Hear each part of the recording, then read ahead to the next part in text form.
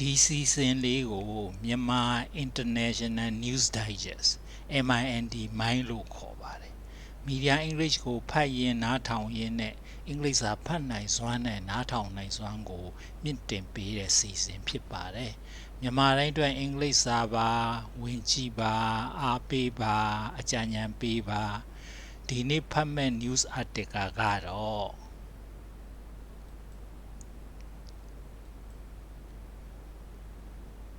Trump meets Japan's new leader Takaichi Trump ကဂျပန်ရဲ့ခေါင်းဆောင်တဲ့ Takaichi ကိုတွေ့ဆုံတယ်တဲ့ဘာအတွက်လဲဆိုတော့ for trade security talks trade နဲ့ security talks အတွက်ကုန်သွယ်ရေးနဲ့လုံခြုံရေးဆွေးနွေးပွဲအတွက်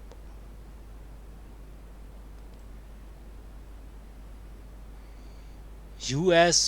President Donald Trump US သမ္မတ Trump က met new Japanese Prime Minister Sane Takaichi in Tokyo ဒီသမ္မတ Trump ကနော်ဂျပန်ရဲ့ဝန်ကြီးချုပ်တဲ့ Sane Takaichi နဲ့တိုကျိုမှာတဲ့တွေ့ဆုံခဲ့တယ်နော် on Tuesday တုန်းက just a week after the hardline conservative became the country's first female president the hardline conservative အဲ့ဒါကဒီ Japanese Prime Minister အစ်စ်ကိုပြောတာနော်သူက hardline conservative ဆိုရတဲ့ပဲသူကနော်အမာခံ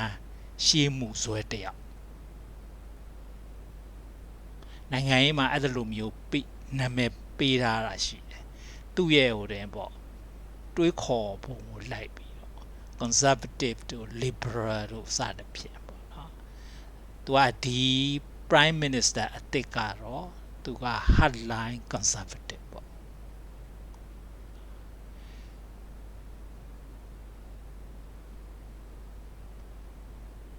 အဲ့ Trump ကသူနဲ့တွေ့ဆုံတာပေါ့နော် just a week after the hardline conservative became the country's first female leader အဲ့ဒီ hardline conservative ကဒီနိုင်ငံရဲ့ပထမဦးဆုံးအမျိုးသမီးဝန်ကြီးချုပ်ဖြစ်ပြီး just a week after တပတ်အကြာမှာ Trump နဲ့အဲ့ဒီ Prime Minister နဲ့တွေ့တယ် in a statement အဲ့ဒီထုတ်ပြန်ချက်တစ်ခုမှာ that White House said White House ကဘာပြောခဲ့တယ်လဲဆိုရင် the two nations signed a framework agreement ဒီနှစ်နိုင်ငံက signed a framework agreement framework သဘောတူညီချက်တစ်ခုကိုလက်မှတ်ရေးထိုးခဲ့တယ်တဲ့ framework agreement ဆိုတာကမူဘောင်နဲ့ပတ်သက်၍သဘောတူညီချက်ပေါ့အလုပ်လုပ်မဲ့မူအလုပ်လုပ်မဲ့ဘောင်စီမင်းစည်းကမ်းအဲ့ဒါနဲ့ပတ်သက်တဲ့သဘောတူညီချက်နော်အဲ့ဒါဘာကိစ္စလဲဆို for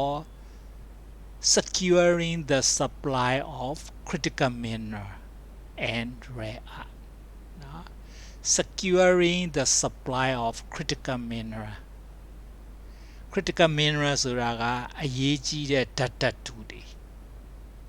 and rare earth ပြီးတော့ rare earth ဆို rare earth ကမြန်မာလို့ဆိုရင်မြေရှားသတ္တုလို့ခေါ်တယ်နော်အဲ့ဒါတွေကို secure ပေါ့ရရှိရေးနဲ့ပတ်သက်တယ်အဲ့ဒါတွေရရှိရေးနဲ့ပတ်သက်တဲ့ framework agreement ပေါ့မူပေါင်းဆိုင်ရာသဘောတူညီချက် which are crucial for a wide range of product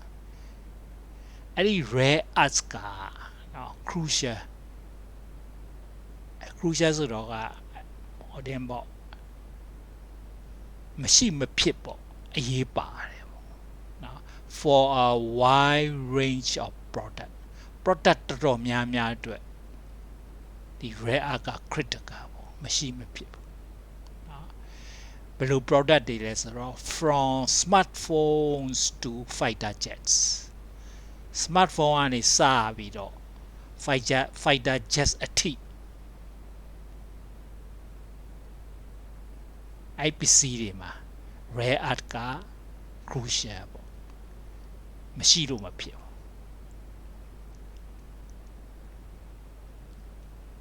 Okay, now Trump has already landed a 550 billion investment pledge. Trump has already landed ဆိုတာ Trump ကသူရရှိပြီးပြီပေါ့။ဘာရရှိပြီးလဲဆိုတော့ a 550 billion investment pledge ကိုရရှိပြီးပြီ။ဒီမှာ investment pledge ဆိုတာကနော်ယင်းနှီးမြှုပ်နှံမယ်ဆိုတဲ့ဒီဂတိကဝတ်ပေါ့အဲ့တော့ Trump ကရရှိပြီးပြီ from Japan ဂျပန်စီကနေပြီးရရှိပြီဂျပန်ရဲ့ဂတိကဝတ်ပေါ့နော်550 billion investment လုပ်မယ်ဆိုတဲ့ဂတိကဝတ်ကို Trump က landed ပေါ့အဲ့ကဝတ်ကိုသူရပြီးနေအဲ့ဒီဂတိကဝတ်ကသူကဘာနဲ့အလဲလဲလုပ်လိုက်တဲ့သဘောလဲဆိုတော့ပေါ့နော် in exchange for respite ဒီ respite ရဖို့အတွက် exchange လုပ်တာ respite ဆိုတာကဘယ်လိုခေါ်မလဲဆိုတော့နားနေမှုရဖို့အတွက်ပေါ့ဘယ်လိုနားနေမှုလဲဆိုတော့เนาะဘာနဲ့ပတ်သက်တဲ့ respite လဲဆိုတော့ respite on punishing import tariff punishing import tariff ဆိုတာက import tariff ဆိုတာက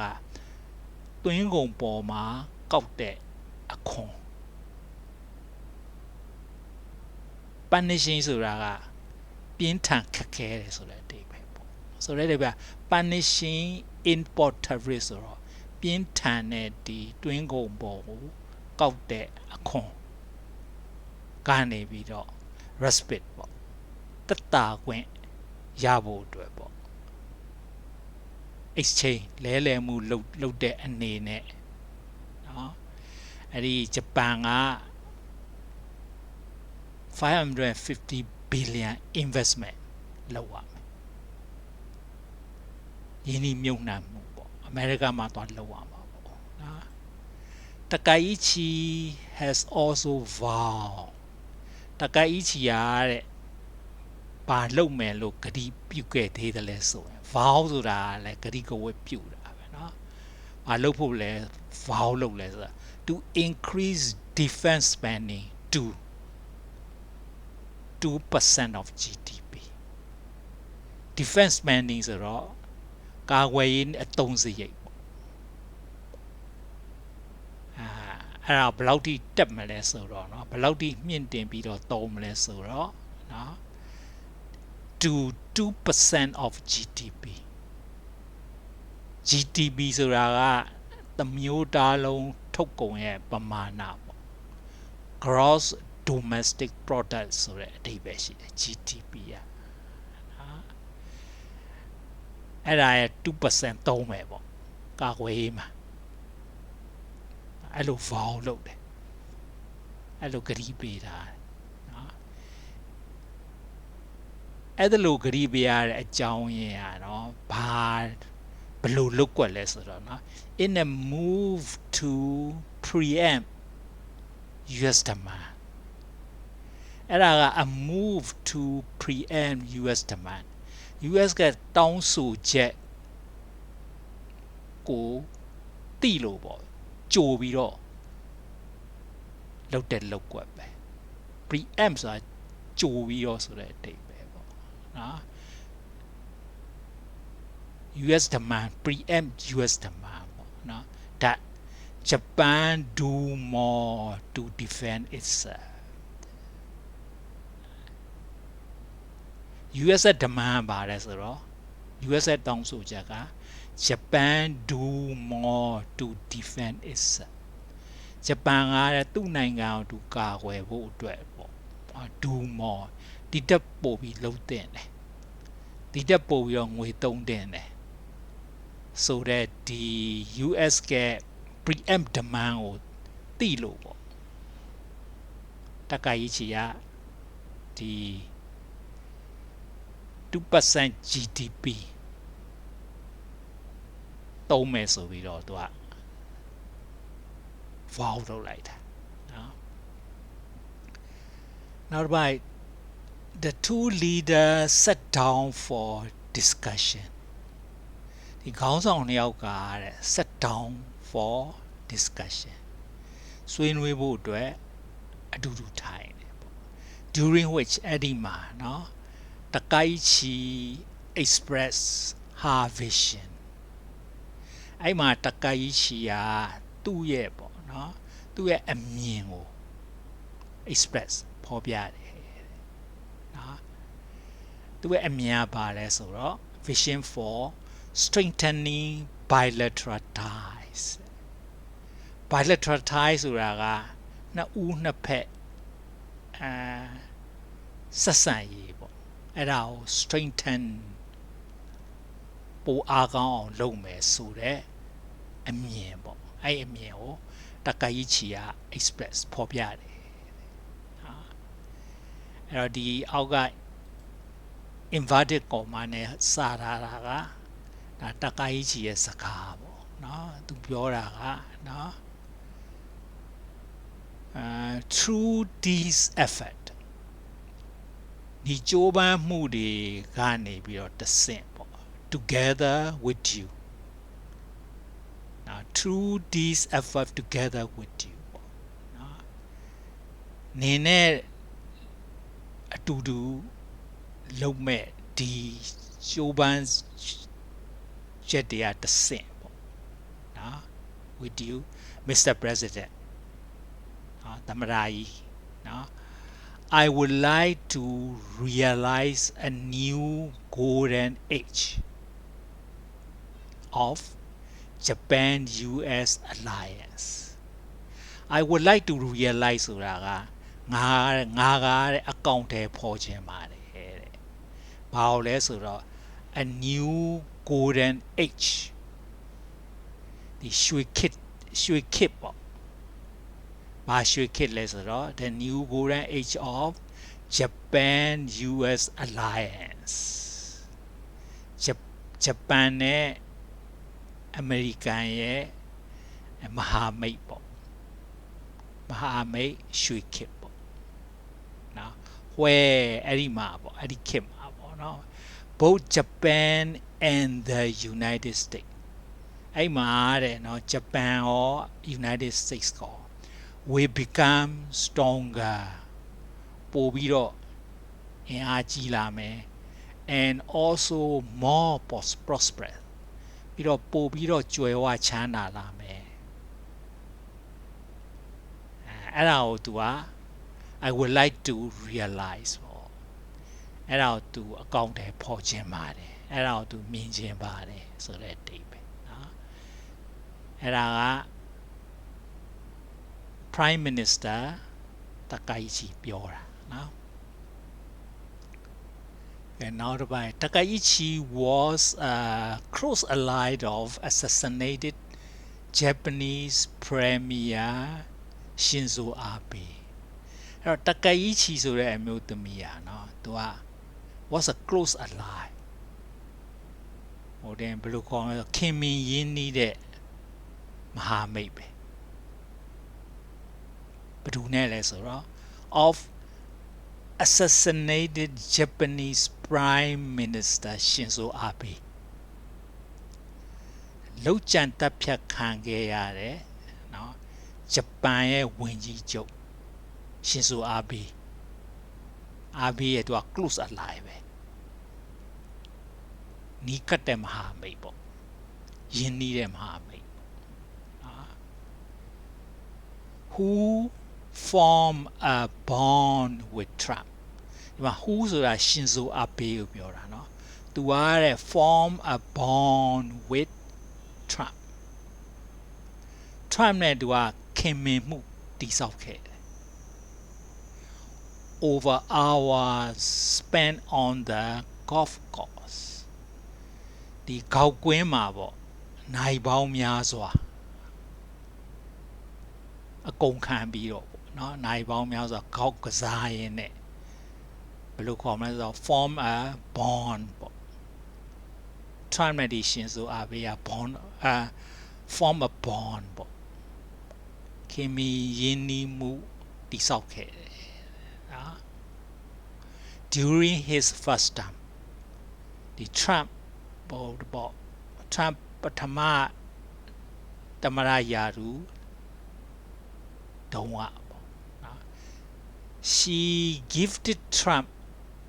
Abe's putter and other items ဒီ prime minister ပေါ့နော်ဒီအမျိုးသမီးကအခု prime minister ပေါ့နော်gifted Trump ကိုလက်ဆောင်ပေးတယ်။ဘာပေးလဲဆိုတော့ Abe ရဲ့ putter and other items Abe ရဲ့ဟိုတင်ပေါ့ golf ရိုက်တဲ့ golf တန်နဲ့တခြားပစ္စည်းတွေပေါ့ Abe ရဲ့အသုံးဆောင်လေးတွေပေါ့အဲ့ဒါကို Trump ကိုလက်ဆောင်ပေးတယ်။ according to photo posted on X ဒီ X ပေါ်မှာနော် post တင်ထားတဲ့ဒီဓာတ်ပုံတွေရဲ့အရာပေါ့နော် by one of the president assistant ဒီ post ကိုတင်တာက one of the president's assistant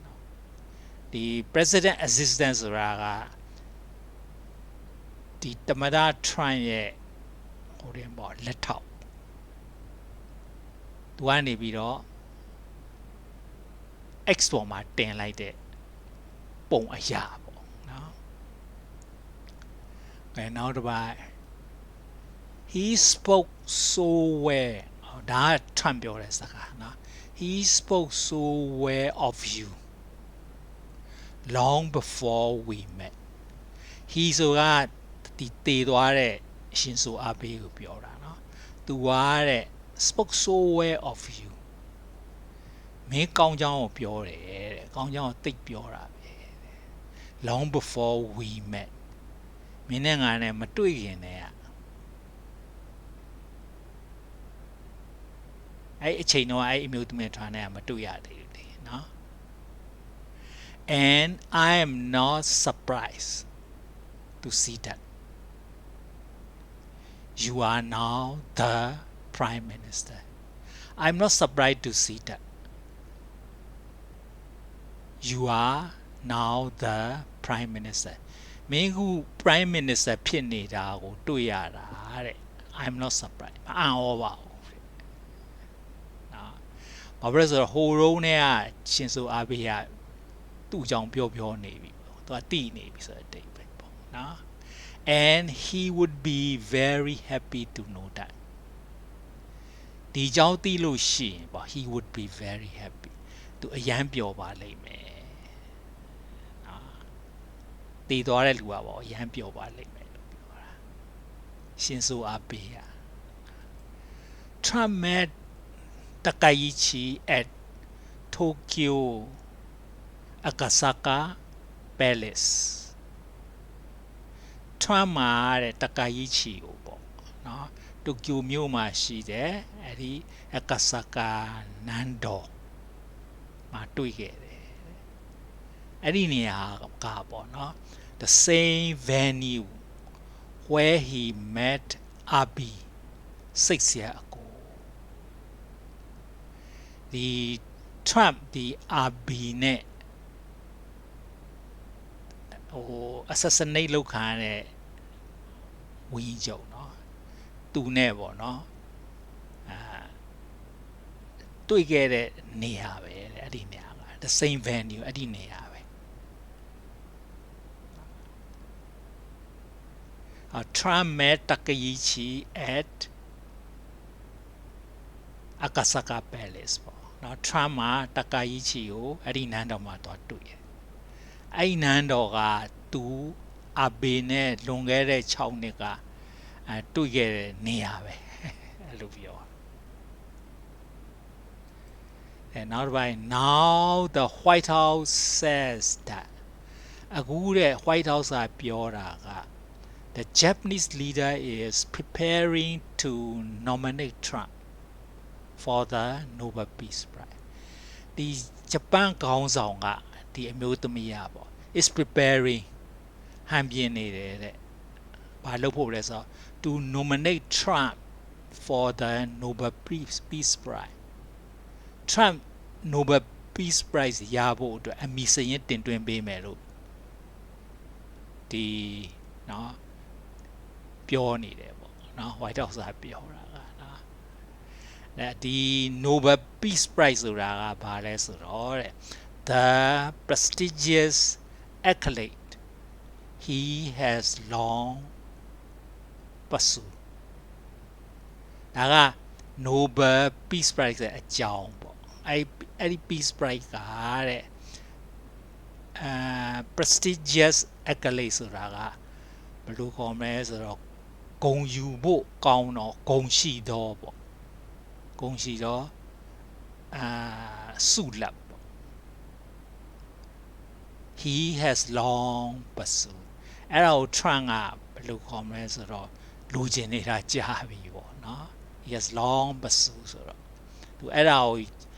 အဲ့ဒီဆုကိုရဖို့ပစုစူးစမ်းနေတာကြားခဲ့ပြီပေါ့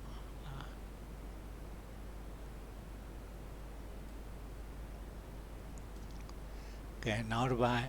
the US president's trip to Asia ဒီ US သမ္မတရဲ့ trip to Asia Asia သို့သွားတော့ခရီးသည်တဲ့နော်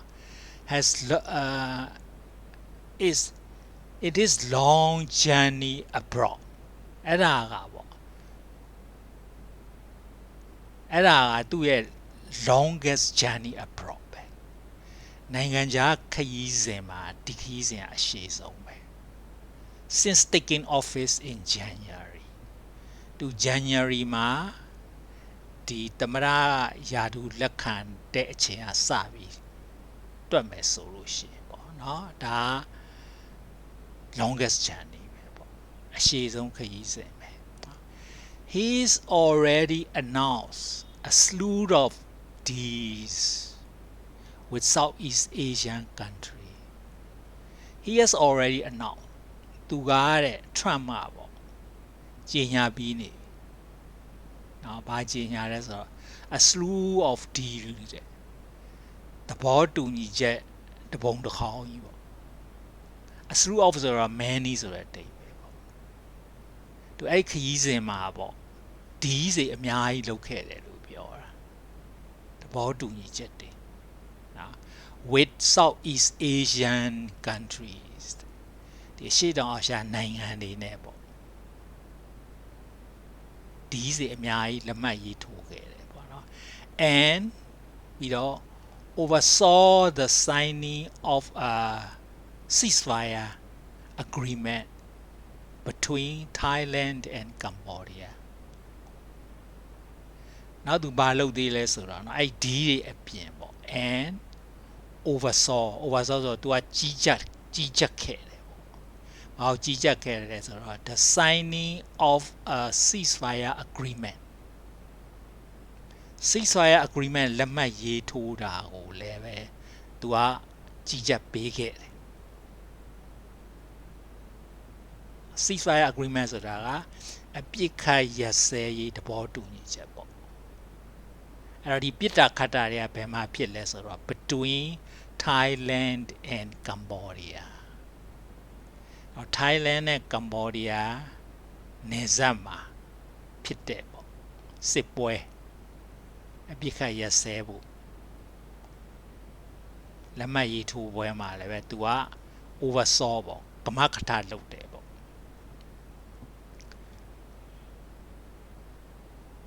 Now right Trump's trip is expected to conclude in a summit with Chinese President Xi Jinping in South Korea on Thursday. Trump trip is expected to conclude. Trump ရဲ့ခရီးစဉ်ကတဲ့ဘယ်မှာပြီးဆုံးသွားမယ်လို့မျှော်လင့်ထားတယ်လဲဆိုတော့နော် in a summit with Chinese President Xi Jinping. Xi Jinping နဲ့ပေါ့နော်ထိပ်တီးတွေ့ဆုံပွဲမှာအဆုံးသတ်မယ် Xi Jinping နဲ့ထိပ်တီးတွေ့ဆုံပွဲပြီးလို့ရှိရင်ပြီးပြီပေါ့ to a trip ကအဲ့လိုပြောတာနော် Xi Jinping နဲ့ဘယ်မှာတွေ့မလဲဆို in South Korea မှာ South Korea မှာပဲတွေ့မယ်နော် Xi Jinping ကဒီ South Korea ကိုလာမှာ on Thursday မှာနော်အဲ့တော့အဲ့ဒီ South Korea မှာ President Xi Jinping နဲ့တွေ့ပြီးရင် Trump's trip is expected to conclude. Trump ရဲ့ခရီးစဉ်ကပြည့်စုံသွားပြီလို့မျှော်လင့်ရတယ်ပေါ့အဲ့တော့ဒီ news article လေးကတော့ဒီလောက်ပါပဲဒီ blueprinted words တွေကိုလေ့လာပါမသိတာရှင် dictionary ရှာပါပြီးရင်အဲ့ဒီ news article ကိုတစ်ခေါက်ဖတ်ပါဖတ်ပြီးတော့မှဒီ video ကိုဖွင့်နားထောင်မယ်ဆိုရင်အများကြီးပိုနားလည်လာပါလိမ့်မယ်အဲ့တော့ဒီနေ့တော့ဒီလောက်ပါပဲ